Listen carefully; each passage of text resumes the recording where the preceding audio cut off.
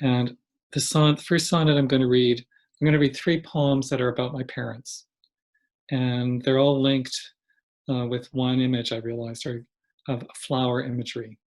My parents were married on November 11th, actually at St. John, Esquimalt. And so, that November 11th always did double duty in my family.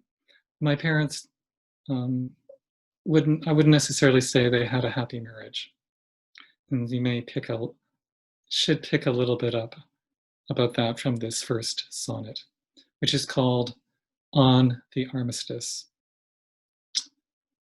You're dead. No one can make me wear this poppy. Plastic poppies and lapels deconsecrate desire. Stood in this square, long shadowed by its stone memorial, I'm obliged by 1 minute's silence to mark the day you mouthed marriage vows and planted seed for offspring in jagged ground. The stark, Pyrrhic victories of later couplings. I can't not forget. I can't not look.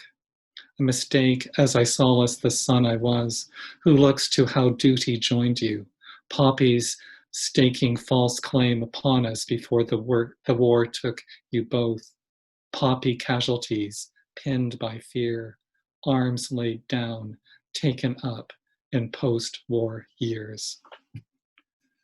So the next sonnet is about my father. And my father was born in England, raised in England. And I grew up in Calgary. That's the other big part of this book is my Alberta childhood.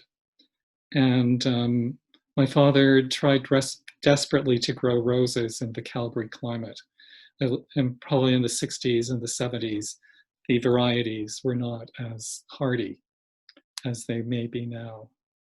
So this is a poem about my dad's obsession.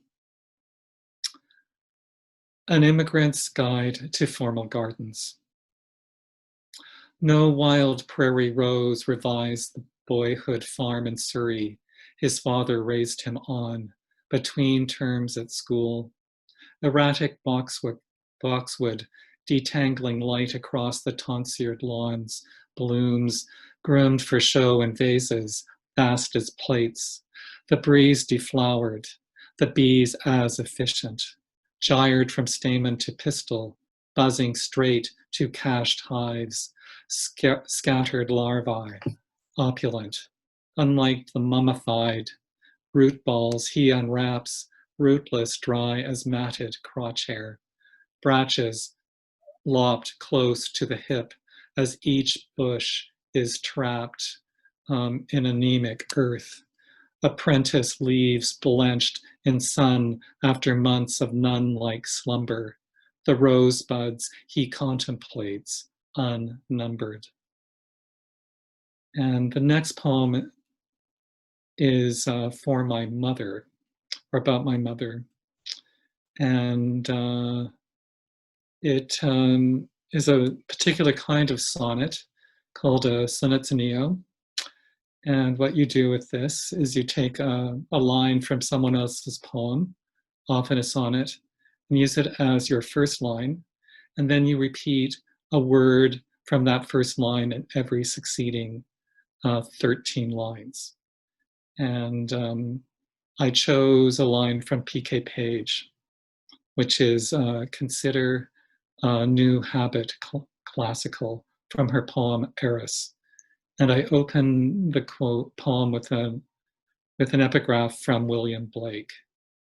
What the hand dare seize the fire? A son's 1970s wardrobe. Consider a new habit, classical, the skill she used to embroider my new jean jacket with roses, new leaves sprinkled with runoff blue, stitch-sized raindrops I knew she took pains to make look real. Knew she strewed down vines, buds yet to open. newly dropped petals around our patio renewed in floss about the yoke, new deadheads lopped but unrecorded, my youth a new crop of years she saw I'd not share, new threads she bought me made newer still, sprays cupping shoulder blades newly squared, a blind spreading across my back, a newness I'd not see when worn, nor the tiger she knew I'd free. So, as I mentioned, my sister Pam died in 2015. And so the next poem is actually 7 parts, so 7 sonnets. And it's a sonnet form called the crown, which some of you may be aware of, where the last line of the first sonnet is the first line of the next, and the last line of the final sonnet is the first line of the first. And I grew up in the northwest of the city, and we would go to Banff many times a year. And so it is imprinted on me. I haven't lived in Alberta since I was 18. Well, Calgary since I was 18, Alberta since I was 21. So it's in my DNA. This poem is called, and I will pause between the parts.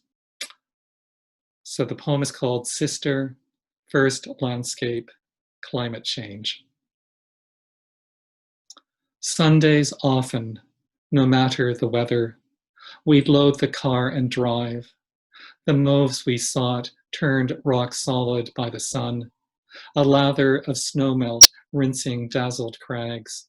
Dad not averse to backroads, apt to veer off track. Mom aware he'd not swerve us straight. Distraught, the trails to scale on her map might be packed. Too thin, the dry air she pined for. The two of us, with windows rolled down, what we passed, trapped behind them, breathed in the changeless view as foothills became mountains, always sheer, the abrupt slopes we'd watch ascend, raw blues I took to heart, climbs death would later clear for you, for them, mine to orienteer.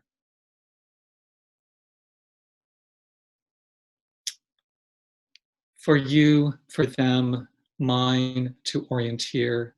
Never had I guessed it would come to this. Though sent to camp once, alone I appeared to disappear. Nothing truly blissful about solitude among other boys on the shores of Lacte's Ark. An abyss the dam at Seaby held back to annoy, undercurrents pinned by Mount Yamnuska's shadow, against whose wall of stone each ploy to make me rock climb left me hanging, trust tangled up in an unplumbed lack of depth perception, just how high to scale a risk I couldn't eyeball, the drop down a myth, bottomless, the free falling strain of growth.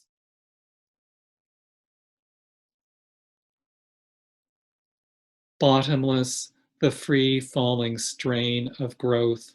With too little guidance or far too much, we'd walk along the ice-fed creek frothing through Johnson Canyon, never losing touch with what made us walk, you and I, the drive to swim in the ink pots at trail's end, rich with dye, jade water soothing us, deprived of long showers, but exhilarated, retrospect, a viewpoint to be revived, its reward, the hot springs we'd ideate on the walk out, a shared relied on heat in our bones already, aches frustrated by motion, not by hope turned obsolete by its fulfillment, water steaming deep.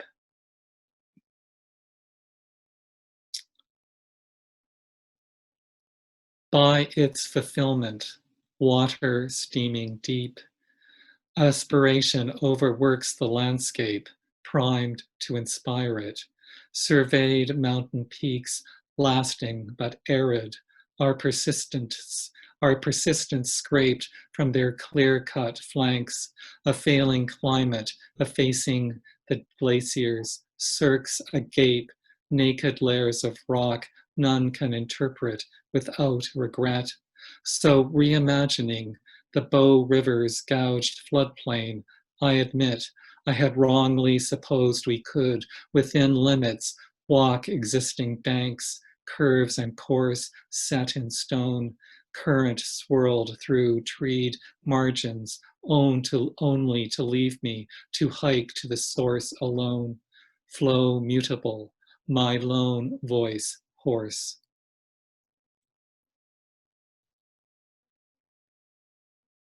Alone, flow mutable, my lone voice hoarse, in echo of how they spoke, case in point, the silent path dad beat about mom's force.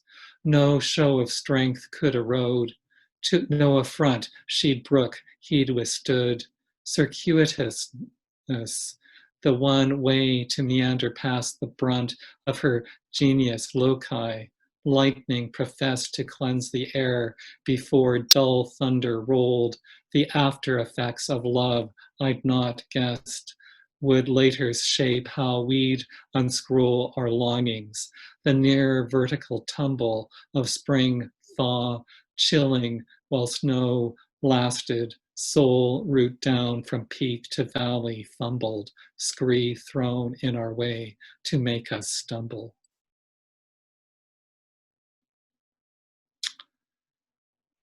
Scree thrown in our way to make us stumble. It drove us to scatter, runaway shards skidding past us over drops to jumbled slags of a once sequential deluge-scarred geographic record. Our family tree anchoring between laid bare, ill-starred, unstable layers, invasive species keyed to spread wide its branches, the lofty crown out of balance with the root ball, degrees of transience cruel to fathom, bound to let us go, our older sister gone, years before we had grown, downside up, our straying roots exposed and stunned against vistas we had to move beyond.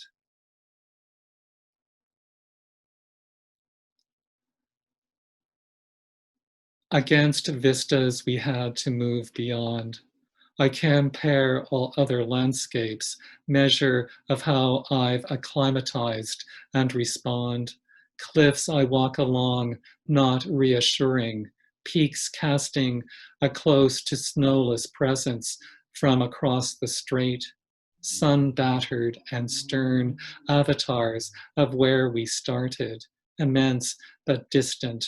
Our time together, though felt as endless, short-lived, slopes in the end rinsed of any trail we made, remnant snowmelt washing it away, runoff laboring to sea, the higher tides lifting the fault lines of surviving debris to cold air, Sundays often, no matter the weather.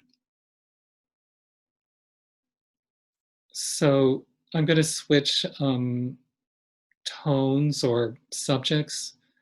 And Lost Family is about many families, about the family I grew up in, and of course, the family of friends. And it's also about my queer family. And I'm of an age that the AIDS pandemic was alive and well, shall we say, when I came out. And it has shaped a generation of certainly gay men. Um, and we think of it as a chronic disease now, but it is incredibly deadly. And more people have died from HIV this year than have died of coronavirus worldwide. just to give you a bit of perspective.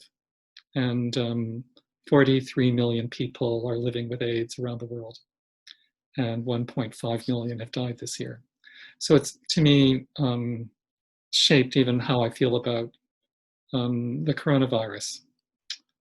So I'm going to begin with a poem about, well, it's inspired by James Baldwin's landmark novel, Giovanni's Room, which he published in 1956.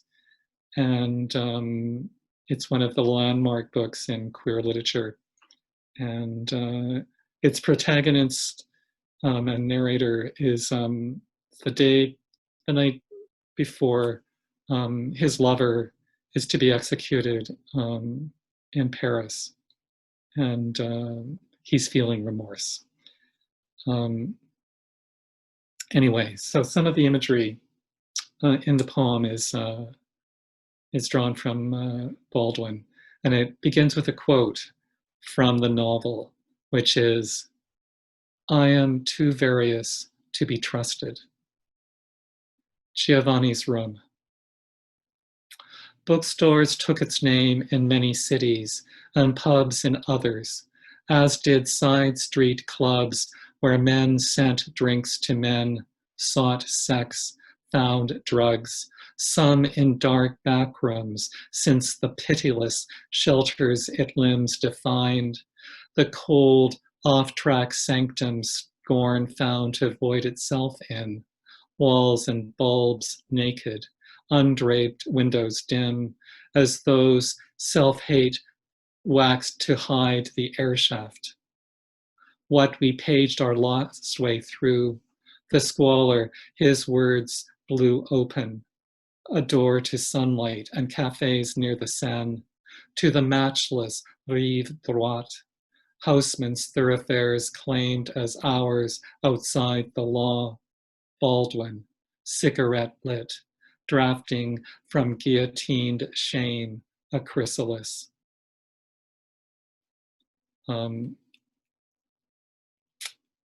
This poem is a little bit about adolescence, a little bit about gender fluidity, and it takes it, well, the title of the poem is Gefilte Fish. And I had a friend when I was a student at the University of Victoria when I was in my 20s who made it for me. And so this poem is for a friend of mine, now gone, named Lala Heine Cohen. And sorry, it's shifting on my screen. Gefilte fish. How to stuff it all in. The deboned carp you poached and jellied with bits of carrot and onion spooned back into the intact skin you slipped it out of. Glittery tarp of interleaved scales, snug as a strapless formal, mouth zipped shut, eyes chips of onyx, what's plain fare for some, sharply exotic to others. My plate picked clean, the hapless skeleton, a ghost, the pool where it swam, not fished out, silty savor of opal flesh, fading on my tongue, what I recall of the clear broth you reduced for me, crammed with a strangeness, not quenched without scruple, the trust you filled me with, a swallowed jewel. Another poem about HIV, and it takes its title from a novel by a writer named David B. Feinberg, who died of HIV in the early 90s. And unsurprisingly, given what's going on in the United States today, the Americans weren't very good at public health when it came to HIV. The Reagan administration wanted to pretend it didn't exist. Doesn't that sound familiar? So many more people died of HIV in the United States than it was necessary. And so I begin the poem with an epigraph from Feinberg's novel, which is called 86th. And the epigraph explained what he meant by it. They'll take out a contract on me and write 86, terminate with extreme prejudice. After rereading 86th, was public health ever useful to guys we had met on the street as zipless fucks? Interchangeable physiques coldly shucked of Lacoste tees and 501s, capsized in waterbeds to sink past need, excised as been there now who's next, from address books, consciously revisionist, before tucked in pockets against hardened glutes, revised when we sat by hospital beds, fluids we'd swapped, contact also had corrupted, unsought exposure, naming us and them, random men we had barely known, laid bare, as dying friends, a helplessness to bear, only when recalled do we live, pro tem. And pro tem is Latin for the time being. And so my last AIDS-related poem is got the preposterous title of HIV, A History. And I thought I would try and boil into 14 lines the arc of the pandemic. And last year I read an article, or I heard about an article, scientific article, where there was a study done in Europe with, I think, about 10,000 gay male couples where one partner was HIV positive, but undetectable. And what they mean by undetectable is that the drug regimes are so effective that there was no evidence of the virus in their system. Doesn't mean they're cured, but it just means it's undetectable. And so the point of the study was to see if in monogamous couples where one was HIV positive and one was not, and without using protected sex, having unprotected sex, would the virus be transmitted? And in the study showed that in no instance in all of the couples studied was any HIV transmitted. And the researchers felt that they had shown that the pandemic was over. I find that a little spurious because, of course, if you can't afford the drugs, then you've got the disease and it will kill you. So here is my attempt to write the whole story of AIDS in 14 lines. HIV, A History. We were undetectable till the bug recast desire as threat. A death sentence, attraction couldn't commute, kiss by kiss.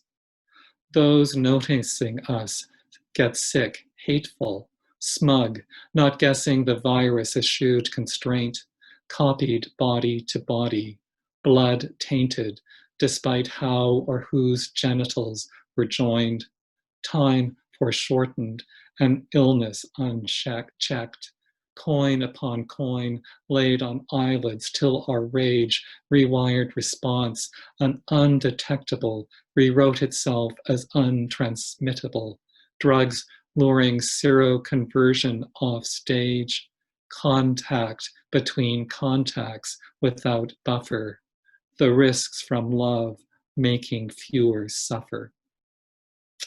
And what they say about AIDS is that it caused the gay community to organize to fight for our health, and that many of the liberties that we enjoy, the rights we enjoy today, stem from the original fight to get help for HIV.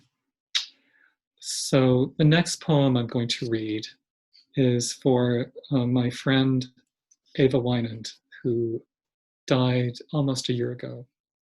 And she gave me a bracelet, a 14-karat gold chain that had been her grandfather's as a gift. And this is about that. Heirloom, opening the circle. Your maternal grandfather's gold bracelet, giving weight to my wrist. Hammered tongue loosed from the clasp after he died. A surfeit of uncoiling ancestral links obtruse when not worn. What they forge, patient helix, time passes on. A bond made clear of care each generation encircles the next with, and the next. Unknowing but aware, the man he was you would never meet. Gone the year you were born. Ghostly talisman, catching and keeping track of the eye. Shone by all you were told of him, and now hand on to me. Light looping from me to him, codifying my wrist, his metonym. The next poem, it's not moving for some reason, just a sec. Okay, the next poem I would like to read from my friend Elisa Gordonier. And this is a poem about her father, who is a painter. Inside the frame. Kept to one floor, he rolls his chair from bed to easel. Weekdays spent behind windows, houseflies walk across. The light torn, rain-bled squares of glass they lift from. Blankly going where he cannot. Grandchildren in and out. Wife opening her florist shop. Daughter attentive, busy. Wheeling him around time and island trapped by shallow water. He paints his mornings out of, each canvas, a sail catching what flails inside a frame. He turns windward to bell out, nexus of what could albatross the picture plane, unbound by able strokes. An old man's youthful sightlines stretched life-sized, a life's span. And I have one final sonnet to read. Or maybe two final, and they're about Victoria. And the first one is about that slope in Beacon Hill Park from the lookout down to the to Dallas Road. And there's a plaque up there that explains its sort of import to the Lkwungen peoples who had a village there. And the slope is the word they had for the slope is the title of this poem. And what struck me is it was such an apt name for it. And the definition or the English translation of the name is in the last line of the sonnet. So the poem's called Me Gam. Sheltered behind a screen of wind-ravaged arbutus, their roots picked out in camas and fawn lilies outrun by narcissus. I've scaled the slope they rise above, burnished by salt lifting from the sea. Those who first lay against it to sky gaze, unrehearsed in views the next to come had transplanted, a tipped savanna of traits, cloudy slant imposed on what's lasted as knowable but private about earth. Our scavenging aloof idiolek idiolect, eroding range, anyone this clime rakes susceptible to what the lands incline to speak. This hill warmed by the sun, my face heat washed as till. And the final poem is about the laundromat I used to go to when I was a student on Cook Street to wash my clothes. And it was called The Sun Bright Laundromat. And the poem is called Faithful Street.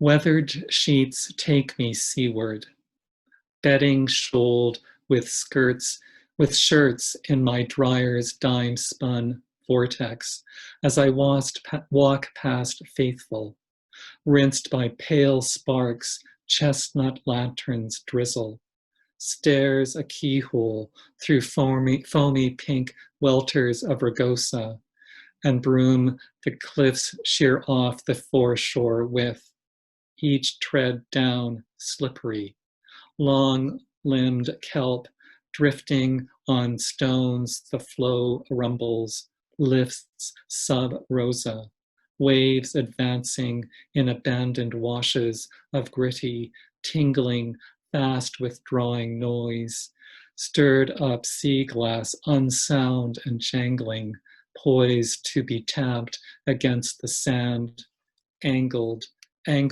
quashed in the salt's pulse, beliefs pegged out to dry until my cycle's over, I'm tongue-tied. So thank you very much for listening.